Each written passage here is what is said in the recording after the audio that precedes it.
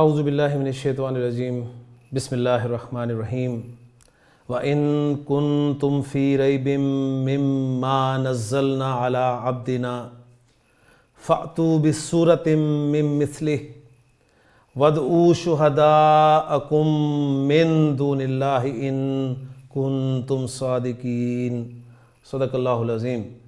رب اشرح لی صدری ویسر لی امری واحلل عقدۃ من لسانی یفقہوا قولی ربی یسر ولا تعسر وتمم بالخیر آمین یا رب العالمین۔ سورۃ البقرہ کی آیت نمبر 23 میں نے آپ کے سامنے تلاوت کی ہے۔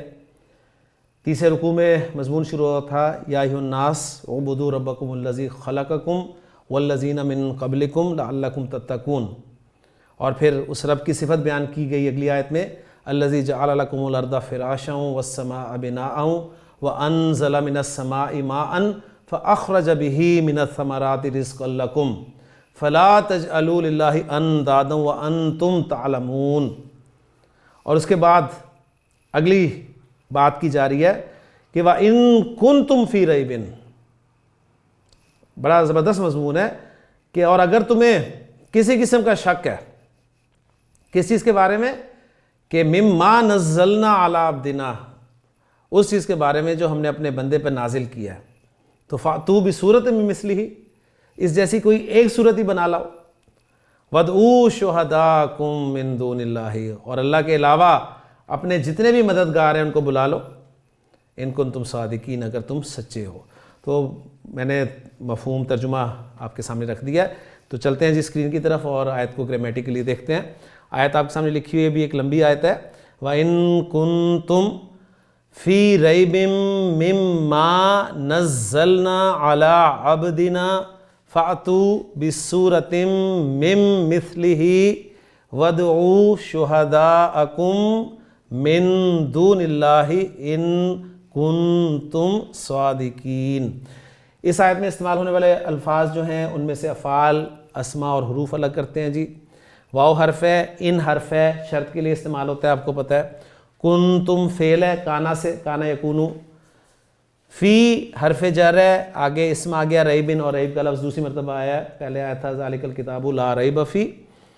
مما جار مجرور، ٹھیک ہے، من حرف جر اور اس کے بعد ما آ گیا، اسم موصول ہوگا۔ نزلنا فعل آ گیا، علی عبدنا بسم اللہ والی ترکیب، علی حرف جر، عبدنا مضاف مضاف الیہ۔ فاتو، فا شرط کے جواب پر ہے، تو جواب شرط پر فا جب آتا ہے تو وہ جواب شرط یا تو جملہ اسمیہ ہوتا ہے یا فعل امر ہوتا ہے یا فعل نہیں ہوتا ہے۔ تو پچھلی آیت میں لا تجعلو فعل نہیں تھا، اس آیت میں فاتو یعنی اوتو یہ فعل امر ہے۔ بِصُورَةٍ جار مجرور، اور مِن مِّثْلِهِ بسم اللہ والی ترکیب۔ وَادْعُوا واو عاطفہ، ادعو فعل امر، شہداءکم مضاف مضاف الیہ، من دون اللہ بسم اللہ والی ترکیب، ان پھر حرف شرط، کنتم صادقین، کنتم فعل اور صادقین اسم۔ تو الحمدللہ اسماء، حروف اور افعال کے حوالے سے بات جو ہے وہ ہمارے سامنے آ گئی۔ اب اس آیت کو مختلف حصوں میں مختلف جملوں میں کنورٹ کرتے ہیں اور پھر ایک ایک جملے کا گرامیٹیکلی انالیسس کرتے ہیں جی۔ تو پہلا جملہ ہمارے سامنے آ رہا ہے وَإِن كُنتُمْ فِي رَيْبٍ مِّمَّا نَزَّلْنَا عَلَىٰ عَبْدِنَا فَأْتُوا بِسُورَةٍ مِّن مِّثْلِهِ۔ اس میں ان کے بعد کنتم سے جو جملہ شروع ہو رہا ہے یہاں تک یہ شرط ہو جائے گا، اور فا کے بعد یہاں سے یہاں تک جواب شرط ہو گیا، ٹھیک ہو گیا۔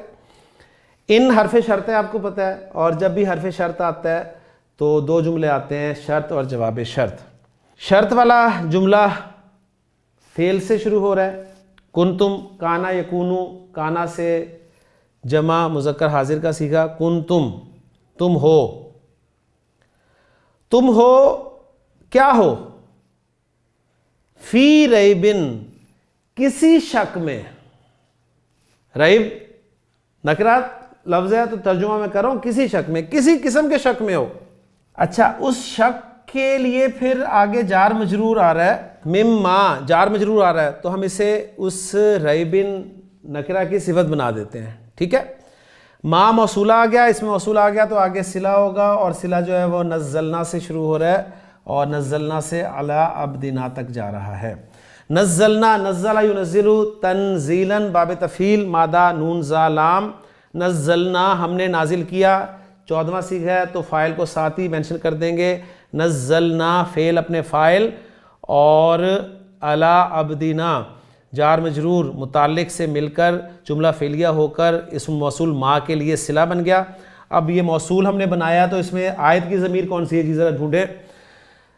نزلنا ہم نے نازل کیا، ہم کی ضمیر ما کی طرف تو جا نہیں سکتی، تو اس کا مطلب ہے کہ وہ جو ضمیر عائد ہے وہ محذوف ہے۔ فاعلی ضمیر جو ہے وہ کبھی بھی محذوف نہیں ہو سکتی، یہ ذہن میں اچھی طرح رکھ لیں۔ ہاں جی، مفعول کی ضمیر جو ہوتی ہے نا اس کو ہم حذف کر سکتے ہیں، تو گویا یہ تھا نزلناہ علی عبدنا، نزلناہ علی عبدنا، اس ہو کی ضمیر مفعولی ضمیر کو ہم نے ہائیڈ کر دیا جو کہ ضمیر عائد تھی، وہ لوٹ رہی تھی ماں کی طرف، یعنی وہ جس کو ہم نے اپنے بندے پر نازل کیا، جو نازل کیا ہم نے اپنے بندے پر، مما اس میں سے، جو نازل کیا ہم نے اپنے بندے پر، یہ ریبن کے لیے صفت بن گیا، اور فی ریبن جو ہے یہ کانا کی خبر بن گئی، کیونکہ کانا جب بھی آئے گا اس کا ایک اسم ہوگا اور ایک خبر ہوگی۔ کنتم کانا اپنے اسم اور فی ریبن اپنی خبر کے ساتھ مل کر جملہ بن گیا، کلیئر ہو گیا، اور یہ شرط قرار دے دیا، اور مما نزلنا علی عبدنا کو میں ریبن کے لیے صفت قرار دے چکا ہوں۔ کلیئر ہوگی بات؟ باقی اس میں کوئی ایسا لفظ نہیں ہے جو آپ کو سمجھ میں نہ آئے۔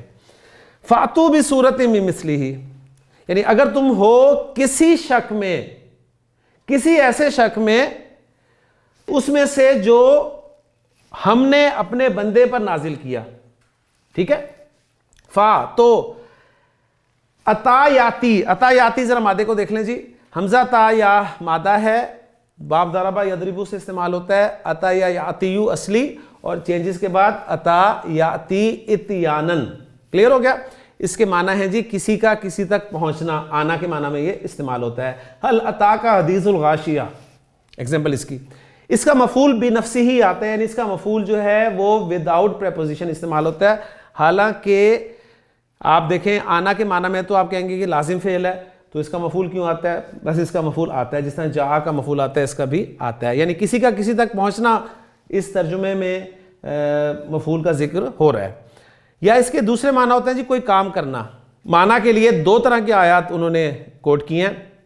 پہلی آیت جو ہے وَهَلْ أَتَاكَ نَبَأُ الْخَصْمِ، کیا تم کو پہنچی جھگڑالو کی خبر، یہاں پر پہنچنا کے معنی میں، اور أَتَتْهُمْ رُسُلُهُمْ بِالْبَيِّنَاتِ، آئے ان کے پاس ان کے رسول، اور يَفْرَحُونَ بِمَا أَتَوْا، یہاں پر کرنا کے معنی میں کہ وہ خوش ہوتے ہیں اس سے جو انہوں نے کیا، بما اتو جو انہوں نے کیا، تو عطا یاتی دو معنی آپ کے سامنے آ گئے جی، ایک کسی کا کسی تک پہنچنا یعنی آنا، اور دوسرے معنی کوئی کام کرنا، تو بہت اہم انفارمیشن ہے جی جو آپ کے سامنے آئی ہے۔ یاتی، عطا یاتی مضارع مجزوم ہے، اور پھر ایتی یہ فعل امر ہے جی استعمال جو ہوتا ہے۔ یہاں پر جو فاتو میں لفظ استعمال ہوا ہے اس کے لیے مجھے بورڈ پہ جانا پڑے گا، اور آپ کو میں بورڈ پہ وہ لفظ بنا کر دکھاؤں گا جی انشاءاللہ۔ جی مادہ ہے ہمارے پاس حمزہ، تا اور یا، باب ضرب یضرب سے استعمال ہو رہا ہے۔ آپ نے جب اس مادے کو باب میں استعمال کیا تو یہ آپ کا بن گیا جی عطایا یا تی یو۔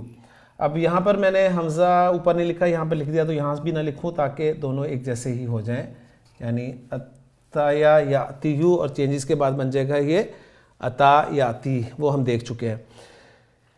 فعل امر بنانا ہے ہم نے حاضر کے جمع کے صیغے سے، تو یاتی یونا اور تاتی یونا، پہلے تو صیغہ جو بنا تھا نا جمع کا وہ تھا تاتی یونا، تاتی یونا، اخف ہوگا جب یہ تاتی یونا تو کیا بن جائے گا جی، نون ڈراپ ہو جائے گا تو یہ بن جائے گا تا تی یو۔ اچھا، اب چاہے وہاں سے حرف علت کو نکال دیں چاہے یہاں سے نکال دیں، بات ایک ہی ہے. قاعدہ ناقص کا اپلائی ہوگا، 2 حروف علت اکٹھے ہو رہے ہیں نا، تو مادے کا حرف علت آپ ڈراپ کر دیں گے. یہ میں نے مادے کا حرف علت یہاں سے ڈراپ کر دیا اخف کرنے کے بعد، ٹھیک ہے. اور پیچھے اگر زبر ہوتی تو ہمارا سیغہ تیار تھا، لیکن زبر نہیں ہے، زیر لگی ہے، تو میں زیر مٹاؤں گا اور پیچھے اس سیغے کے حرف علت کے مناسب حرکت پیش لگا دوں گا. تو یہ لفظ آپ کا بن جائے گا جی. میں اس کو دوبارہ لکھ دیتا ہوں، تا تو، یہ اخف ہو کر آ گیا. علامت مضارع جب میں اس میں سے ہٹاؤں گا تو یہ بچ گیا جی. تو یہ ہمارے پاس بن گیا جی فعل امر. اچھا، اب ہم پیچھے سے جب ملا کر پڑھنا چاہ رہے ہیں نا، تو اس حمزے کی تو آپ کو پتہ ہے ویسی کوئی ویلیو نہیں ہے. تو یہ جو فاتو لفظ بنا ہوا ہے نا، وہ یہی ہے، فا شروع میں لگ گیا تو یہ بن گیا جی فاتو. فاتو سمپل ہے، کوئی مسئلہ نہیں ہے. ہاں اگر فا نہ ہوتا اور آپ اس حمزہ کو پھر پڑھنا بھی چاہتے ہیں تو پڑھنے کے لیے آپ کو شروع میں ایک حمزۃ الوصل لگانا پڑتا نا، اور باب ضربہ یضربو ہے تو زیر لگانی تھی. تو یہ بن جاتا آپ کا حمزہ زیر حمزہ، 2 حمزے اکٹھے ہو گئے، محموز الفاء کا قاعدہ اپلائی ہوا. پہلا حمزہ متحرک، دوسرا ساکن، تو دوسرے حمزے کو آپ نے چینج کرنا ہے پہلے حمزے کی حرکت کے موافق حرف میں. تو یہ بن جائے گا آپ کا ایتو. ایتو، ایتونی، ایتونی بکتابن، ٹھیک ہے.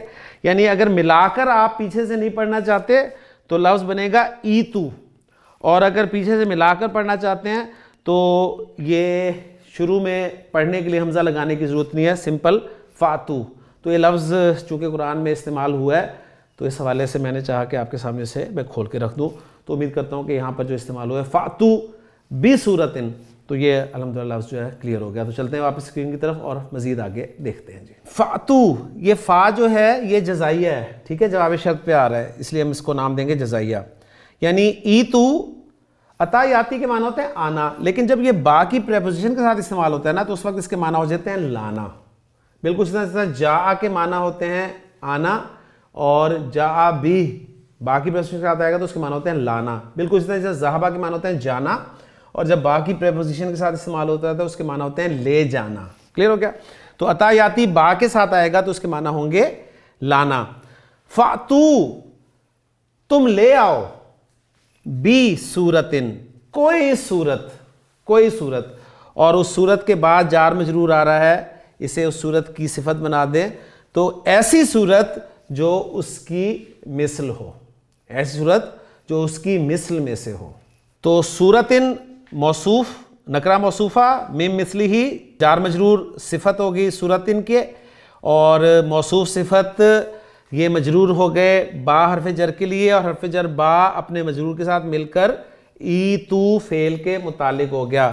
ایتو فعل اپنے فاعل اور متعلق سے مل کے جملہ فعلیہ ہو کے جواب شرط.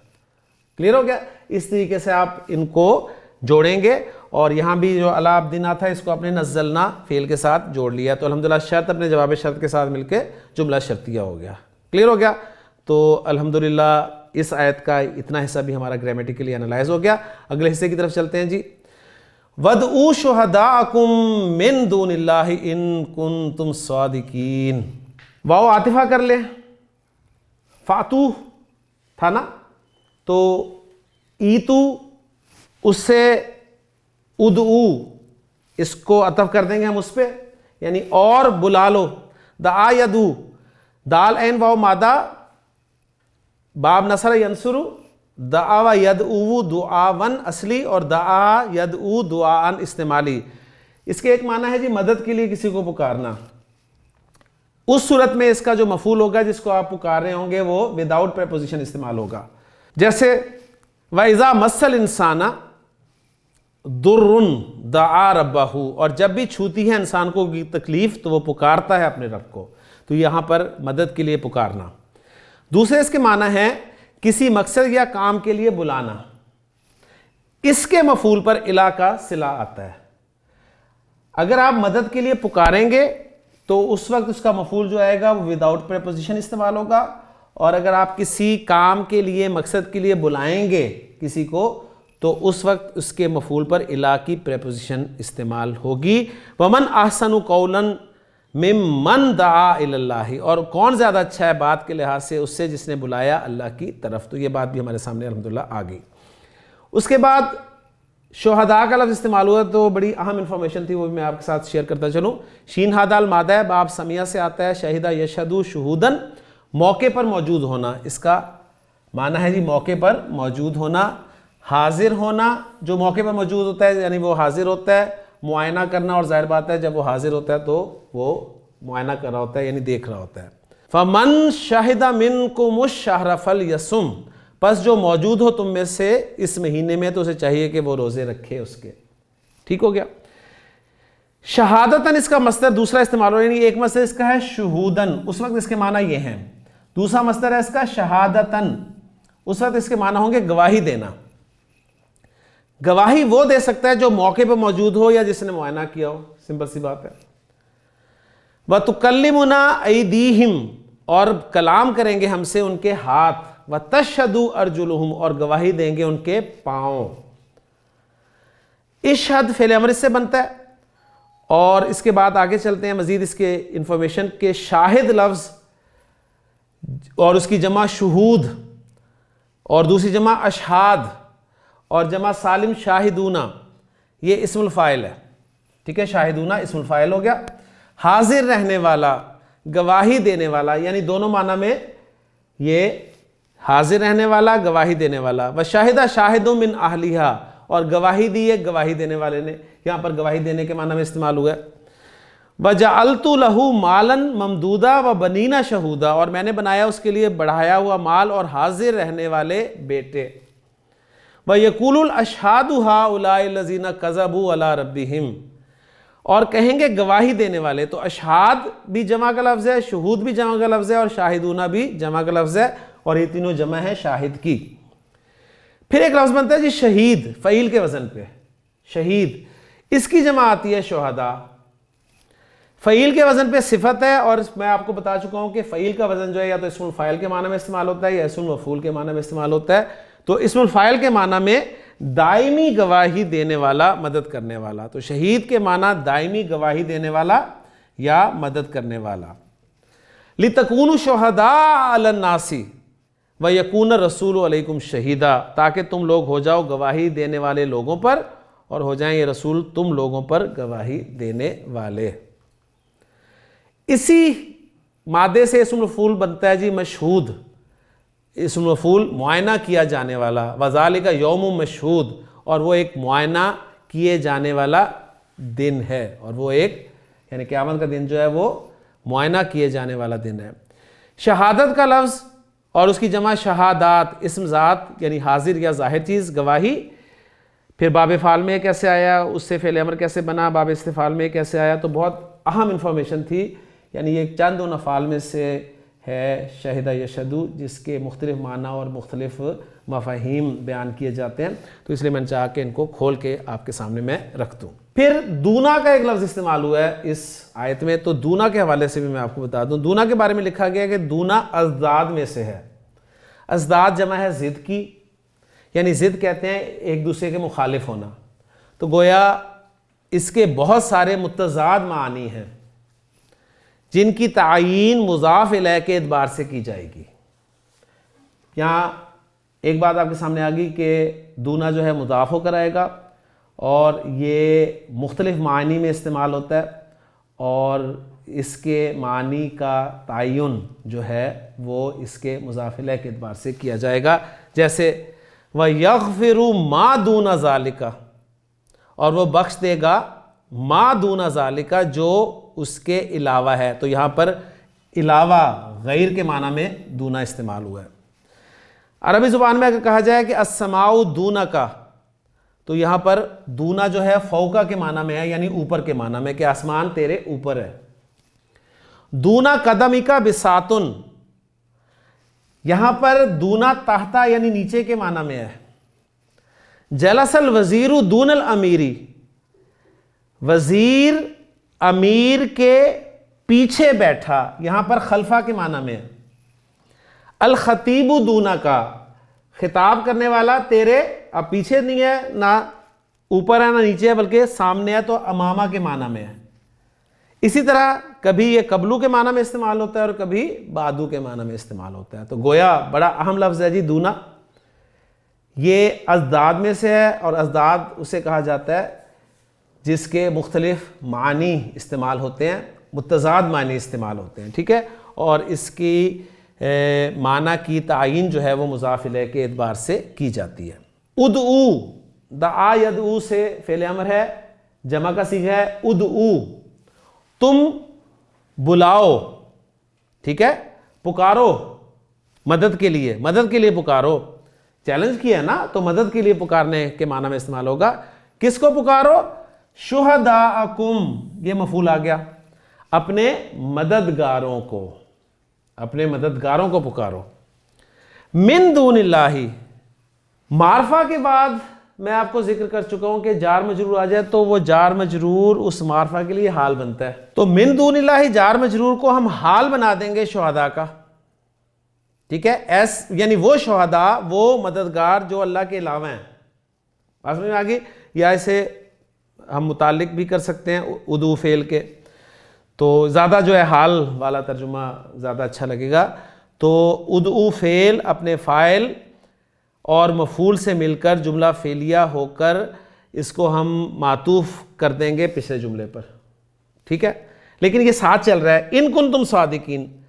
تو گویا یوں لگتا ہے کہ ان شرطیہ آ گیا اور کنتم صادقین. کنتم صادقین کانا اپنے اسم اور صادقینہ خبر منصوب ہے, اس سے مل کر یہ بن گیا جی آپ کا شرط. تو گویا یہ ترکیب کچھ یوں لگتی ہے کہ ان کنتم صادقین جو ہے, کنتم صادقین شرط ہے اور اس کا جواب شرط جو ہے وہ مقدم ہے. یعنی اگر تم سچے ہو تو بلاؤ مدد کے لیے اپنے مددگاروں کو جو اللہ کے علاوہ ہیں. بات سمجھ میں آ رہی ہے؟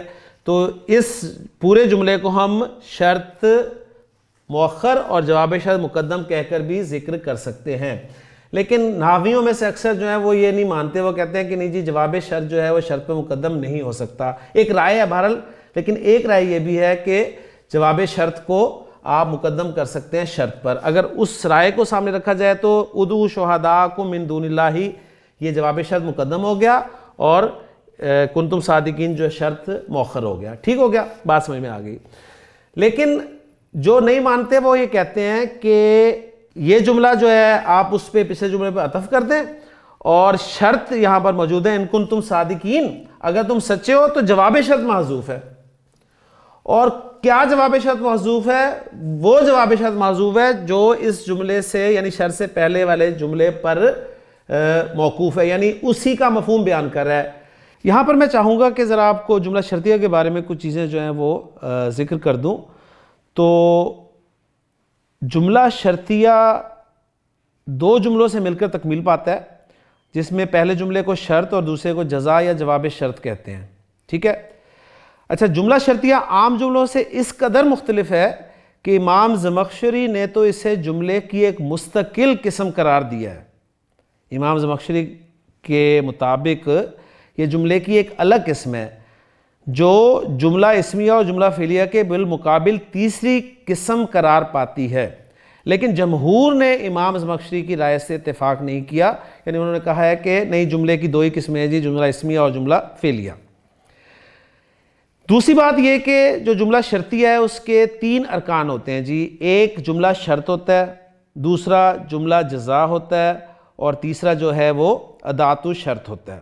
اداۃ الشرط یعنی پارٹیکل آف شرط. یہ حرف بھی ہو سکتا ہے, اسم بھی ہو سکتا ہے. ہم جانتے ہیں کہ ان جو ہے وہ حرف شرط ہے, لو حرف شرط ہے, اور اسماء میں پھر من, ما, اذا وغیرہ یہ سارے آ سکتے ہیں. بعض اوقات کلام میں سے شرط یا جزا حذف بھی ہو جاتی ہے. یہ پوائنٹ ہے اصل جو آپ کا اس آیت میں استعمال ہونا ہے کہ بعض دفعہ کلام میں سے شرط یا جزا حذف بھی ہوتی ہے, اور کبھی وجوباً حذف ہوتی ہے اور کبھی جوازاً حذف ہوتی ہے.